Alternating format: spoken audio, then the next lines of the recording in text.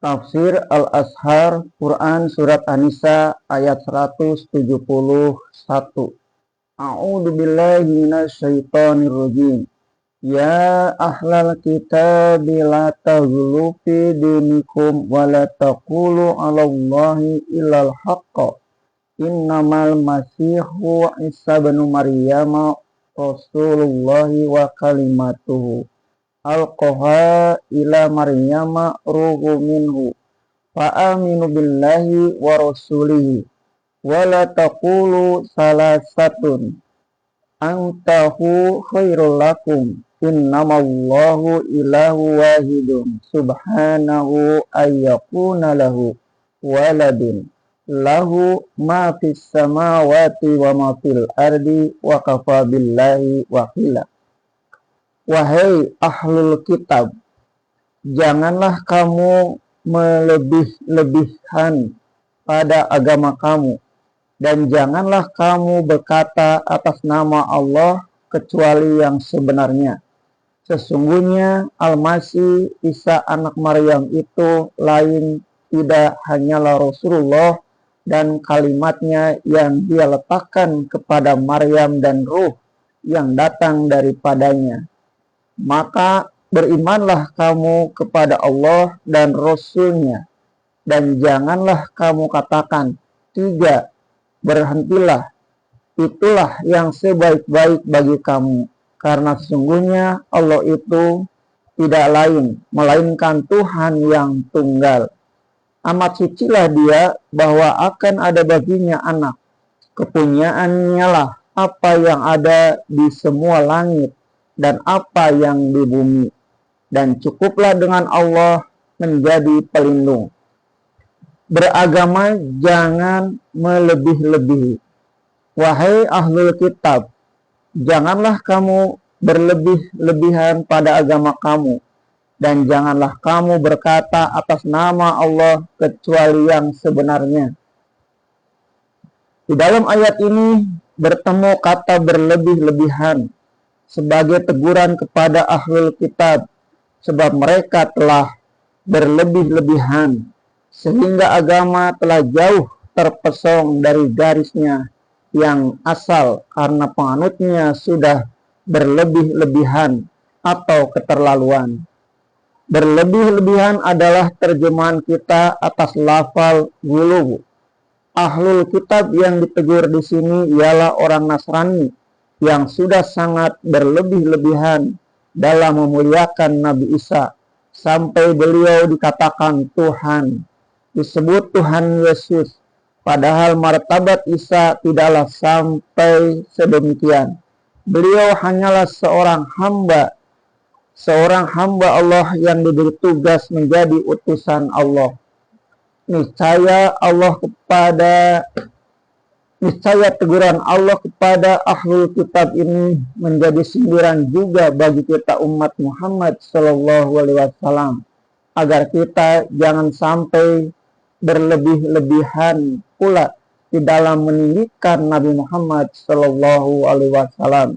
Karena menurut sebuah hadis yang dirawikan oleh Bukhari dari Umar bin Khattab radhiyallahu anhu, "Ola la tatruni kama atorotis nasoro no Maryam, fa innama anna abduhu faqulu ibadullahi wa rasuluhu."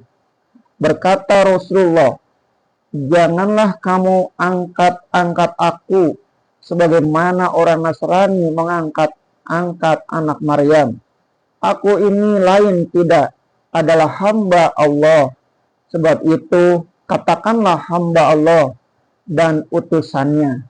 Hadis riwayat Bukhari.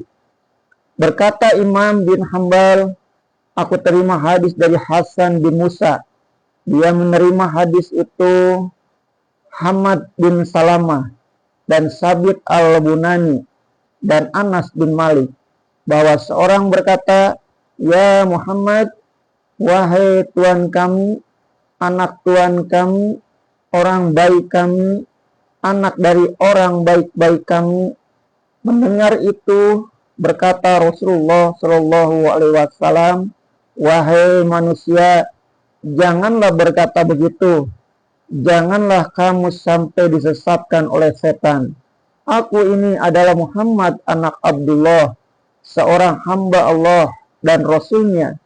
Demi Allah, tidaklah aku senang hati jika kamu angkat-angkat aku melebihi dari kedudukanku yang telah didudukan aku oleh Allah padanya. Kedua hadis inilah yang telah memberikan ilham bagi Al-Bushairi ketika dia menyusun syair burdah memuji-muji Rasulullah Shallallahu Alaihi Wasallam. Madda'athun nasara fi nabiyihim wahkum bima syi'ta madham wahtakim. Tinggalkanlah apa yang didakwahkan oleh orang Nasrani terhadap nabi mereka. Sesudah itu putuskan sendirilah apa pujian yang engkau berikan kepadanya, tetapi batasilah diri. Sesudah itu datang lanjutan ayat, dan janganlah kamu berkata atas nama Allah kecuali yang sebenarnya, yaitu janganlah dikatakan yang tidak-tidak tentang sifat Allah, sebagaimana yang dicatatkan orang di dalam kitab Kejadian pasal 6 ayat 6, bahwa Allah pernah menyesal dan sangat berduka cita karena sudah terlanjur menjadikan manusia. Atau Allah bingung tidak segera dapat mengambil keputusan terhadap Adam yang telah bersalah memakan buah yang terlarang. Bingung dijepit oleh kedua sifatnya, yaitu kasih dan adil. Beribu tahun kemudian, baru dia mengambil keputusan, yaitu turun langsung ke dunia, lalu masuk ke rongga rahim darah yang suci Maryam, lalu lahir ke dunia dalam tubuh Isa Al-Masih. Dan Isa Al-Masih itu adalah anak Allah, bahkan dialah Allah sendiri. Semuanya ini adalah mengatakan di atas nama Allah hal-hal yang tidak sebenarnya. Tegasnya ialah memperkecil penilaian manusia terhadap kepada Allah karena hendak mengangkat martabat Isa anak Maryam menjadi Allah. Lalu lanjutan ayat, sesungguhnya Al-Masih Isa anak Maryam itu lain tidak hanyalah Rasulullah. Bukanlah dia itu Allah yang menjelma jadi anak, dan bukan pula dia anak dari Allah. Tugasnya hanya satu, yaitu menjadi Rasulullah, utusan atau pesuruh Allah. Maka kalau pendirian yang telah diputuskan itu, yaitu menganggap dia penjelmaan Allah atau anak Allah, nyatalah bahwa sikap ini sudah melebihi keterlaluan atau melampaui. Dan kalimatnya yang dia letakkan kepadanya, Maryam, dan ruh yang datang daripadanya. Kalimat Allah artinya ialah perintah yang ditentukan Allah. Itulah kalimat kun, artinya adalah engkau. Setelah kalimat itu diucapkan Allah, maka datanglah lanjutan fayakun, artinya maka adalah. Kepada langit Allah berfirman kun, maka langit pun ada. Kepada sesuatu kalimat Allah itu berlaku, maka semuanya pun ada. Atas kalimat Allah itu pula dia berfirman kun ya Isa, adalah engkau hai Isa, maka adalah Isa yang tadinya belum ada. Isa belum ada sebelum Allah kehendaki. Caranya ialah menurut kehendak Allah itu sendiri. Kalimat kun dihadapkan Allah kepada diri Maryam. Mengandunglah engkau hai Maryam. Lalu Maryam, anak darah yang suci itu, bertanya kepada Allah, bagaimana hamba akan mengandung padahal hamba belum pernah disentuh laki-laki? Lalu Allah menjawab, yang begitu bagiku adalah perkara mudah.